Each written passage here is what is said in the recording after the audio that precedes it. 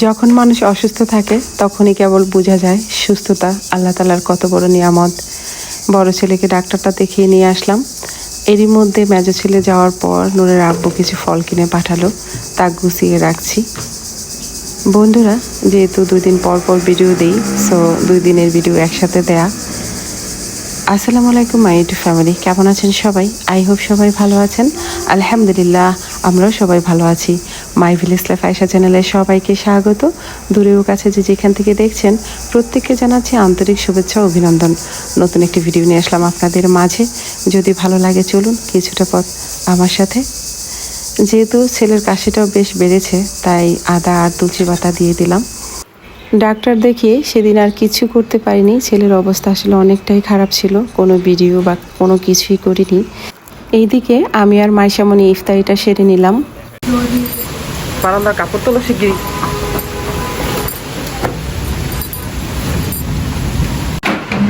ছাদের কাপড়, ওই বারান্দার কাপড়। আরে ঝড় আসতেছে, এই বারান্দায় আসতে বলে খুইলো না, যাও। কাঁথাগুলা দিছি না,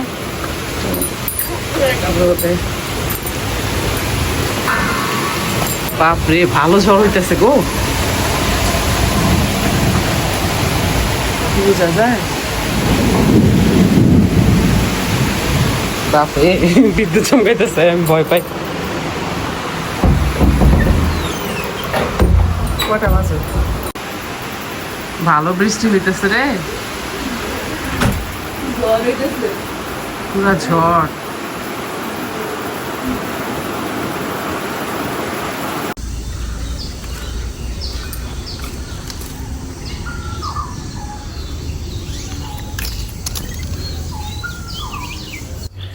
আমার সাথে কেন এমনটা ঘটে আমি জানি না। আশেপাশে সব জায়গায় খুব একটা পাতা নেই। দেখুন আমার উঠোন সহ রাস্তাঘাট একদম পাতা দিয়ে ভরে গিয়েছে। সমস্ত পাতা যেন আমার এখানে এসে জমা হয়। গ্রামে এমনটাই হয় আসলে, ঝড় হলে পাতা দিয়ে ভরে যায়, কারণ অনেক গাছ টাছ থাকে তো ওই জন্যে। আর সেই জন্যে গ্রামে অক্সিজেন এত ফ্রেশ লাগে। শুধু আমি একা না, গ্রামের সব বউরাই এমন করে, সকাল ভোরে উঠিয়ে আগে উঠোনটা ঝাড়ু দিয়ে নেয়।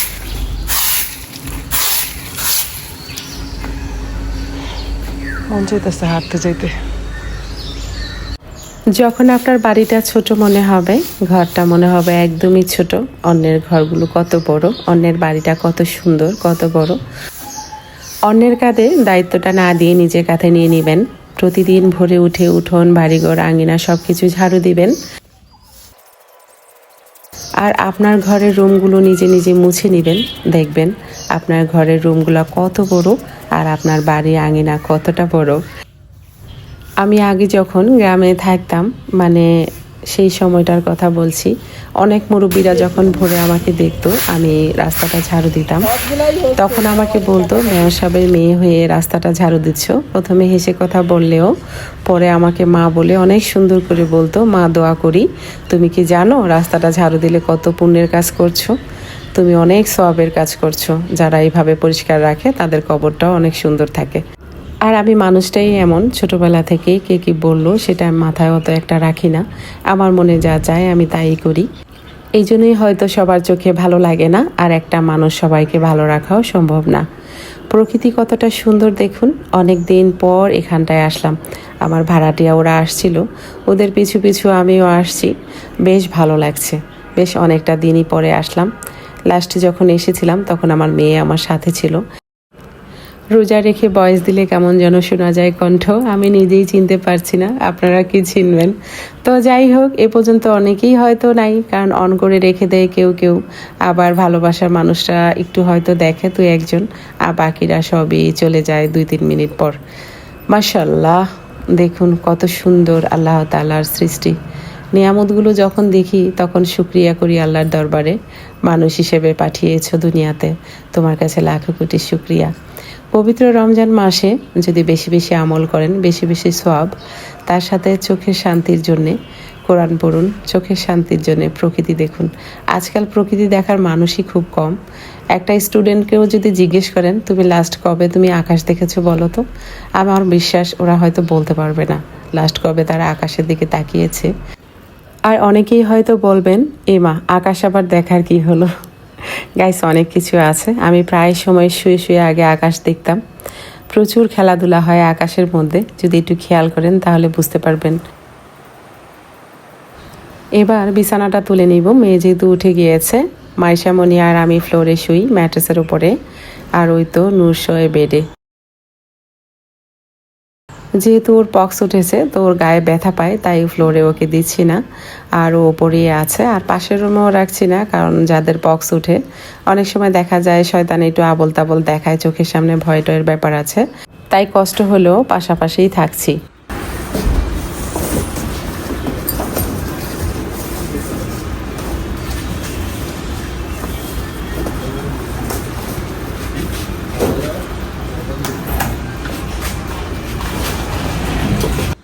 গ্রামে যখনই আমি আসি তখনই বান্ধবীর বাসায় নয়তো ভাড়াটিয়ার বাসায় রাখি, আসলে ফ্রিজে যেটাই রাখার, কিন্তু সবসময় আসলে যে ডাকা ওদেরকে কেমন যেন লাগে। রমজান মাসে একটা খতমও যদি না দিতে পারি তাহলে ঠিক ভালো লাগে না, তো যখনই সময় পাই তখনই পড়ি। পাখির বাসা ছিল, কি অবস্থা করছে। এই তো ফ্রিজটা নিয়ে আসা হলো, এটা একটু সেট করবো। আর এটার মধ্যে এই গুনে খাইয়ে কি অবস্থা করছে দেখ।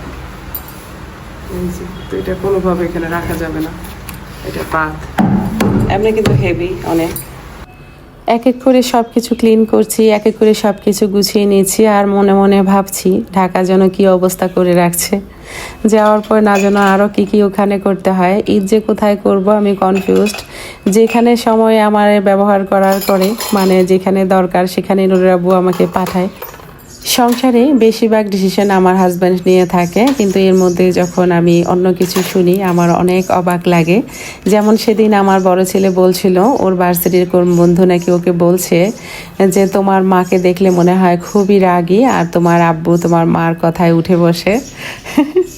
ছেলের কথায় আসলে আমি হাসবো না কাঁদবো বুঝতে পারছি না, তবে খুব একটা হাসিও নেই। কেন যে মানুষ আমাকে রাগী ভাবে আমি আসলে জানি না। এক কাপ চা যখন আমার সাথে খাবেন বুঝতে পারবেন কতটা ফ্রেন্ডলি আমি। তো টেবিলটা পাতার পর আর সব কিছু গুছানোর পর কেমন হয়েছে আমার ডাইনিং রুমটা আপনারা প্লিজ জানাবেন, যদি এই পর্যন্ত থাকেন আর কি। অনেকেই বলে থাকেন আলু পটল ঝিঙ্গে কি দেখবে ব্লগে এসে। আসলে আমরা যারা ব্লগিং করি এত সোজা না যে যেটা করে সেটা বুঝে কতটা পরিশ্রম। তাছাড়া 90% মহিলাদের কাছে যে গল্প শুনবেন তারা কতটা কষ্ট করে তাদের পরিবারকে প্রথমে রাজি করায় ইউটিউবিংয়ের জন্যে, তারপরে পরিবারের সমস্ত কাজবাজ একসাথে রেখে তারপরে সময় বের করে ভিডিও করা, ভিডিও এডিট দেওয়া, ভয়েস দেওয়া, কতটা যে কষ্ট সেটা আসলে ইউটিউবিং জগতে না আসলে বোঝা যাবে না। এটা যদি কেউ বলে যে এটা ফ্রিডমের জন্য আসা, রিল্যাক্সের জন্য আসা, যেমনটা ভুল ধারণা আমার ছিল, বাট আনফর্চুনেটলি এটা এত একটা পরিশ্রমের জায়গা। যারা ফ্রিডম খোঁজেন, একটু রিল্যাক্স থাকতে খোঁজেন, কখনোই ইউটিউবে আসবেন না। এটা একটা মারাত্মক লেভেলের প্যারা আর একটা নেশা।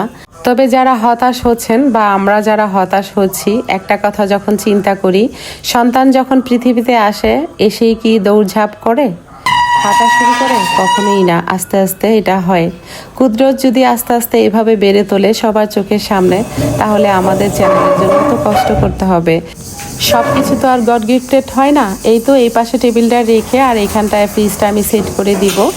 আমরা যারা ব্লগিং করি, ডেলি ব্লগ যারা পছন্দ করেন, তাহলে আমাদের ব্লগটা হয়তো আপনাদের ভালো লাগবে। আর যাদের ব্লগ ভিডিও ভালো লাগে না তারা এসে যদি বলেন আলু পটল আর ঝিঙ্গে কি দেখবো আপনার ব্লগে, তো আসলে তারা স্কিপ করতে পারেন। স্বপ্ন দেখতে আমি খুবই ভালোবাসি, স্বপ্ন এখন দেখছি, ইচ্ছে পূরণ করার মালিক আল্লাহ তাআলা।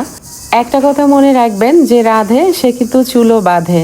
এই মুহূর্তে যারা ভিডিওটি দেখছেন যদি ভুলে গিয়ে থাকেন লাইক দিতে, প্লিজ একটি লাইক দিয়ে ভিডিওটি কন্টিনিউ করবেন। আর যারা আজকে প্রথম, ভালো লাগলে সাবস্ক্রাইব করে আমার পাশে থাকতে পারেন।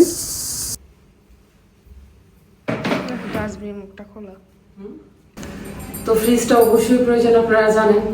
অনেকটা দিন ধরে কষ্ট করতেছি, মানে যখন এখানে আসি তখনই প্রবলেমও হয়তো ভাড়াটিয়াদের কাছ থেকে নিয়ে আসি না ওই যে বান্ধবীর বাসায়, তো এইভাবে টানা হেঁচড়া করে আসলে চলা যায় না। আমার ছেলের যেহেতু পক্স হয়েছে, তো একটা পক্সের রুগীর পিছনে কিভাবে থাকতে হয় আপনারা জানেন। কন্টিনিউয়াসলি তাকে মানে এটা সেটা আমার দিতেই হয়, ও বিছানার মধ্যে থাকে, বুঝিনি এখানে সেখানে যাওয়া যায় না পক্স হলে। তো যাই হোক, আমার জন্য দোয়া করবেন। অনেকগুলা ঝামেলা একসাথে পড়ে গেছে আমার। সামনে ঈদ আর রোজা, আবার কি করতেছি, কোরআন খতম করতেছি, পাশাপাশি ইউটিউবিং। আসলে সবকিছুর মধ্যে একদম প্রপার মনোযোগ আমি দিতে পারছি না। আর ভিডিও কি বানাবো, আমার ভালো লাগে না, মনে হয় যে ভিডিওটা ছেড়ে দিই। আসলে শখের না হলে ছেড়ে দিতাম। সবাই আমার বাচ্চার জন্য দোয়া করবেন, আমার পরিবারের জন্য দোয়া করবেন। আজকের মতো এখানে রাখি। যদি আমার ভিডিও ভালো লাগে, লাইক কমেন্ট শেয়ার করবেন, পাশে থাকা বেল আইকনটি ক্লিক করে দিবেন, যেন নেক্সট ভিডিও পোস্ট করার সাথে সাথে নোটিফিকেশনটি পেয়ে যান। ভালো থাকবেন, সুস্থ থাকবেন, নিরাপদে থাকবেন, পরিবারকে সময় দিবেন। আর হ্যাঁ, অবশ্যই অবশ্যই পজিটিভ থাকবেন। পজিটিভ মাইন্ড এখন মানুষের দরকার, এটা আসলে লোপ পাইছে। সো পজিটিভ থাকবেন। আজকের মতো এখানে রাখছি, দেখা হবে নতুন কোনো ভিডিওতে। আল্লাহ হাফেজ। তো ভাতও রান্না করে ফেললাম। এখানে ভাত, এখানে ডিম তরকারি, আর এটাতে আছে দুধ। বাস হয়ে যাবে। যেহেতু নূর রোজা রাখে না, ও তো অসুস্থ, সেজন্য তো মাইশামণি আর আমার ভোরাতে খাবার হয়ে যাবে। তো মোটামুটি কেমন হলো ঘরটা এখন সাজানো। তো সব কিছু ক্লিন করতে হয়েছে, দেয়াল টেয়াল যা আছে সব এখানে গুছাই গেছে রাখছি। মানে যেখানে আমি থাকি না কেন, একটু গুছাই টুছাই থাকতে রাখতে আমি পছন্দ করি, সেটা মানুষই হোক বা আসবাবপত্রই হোক।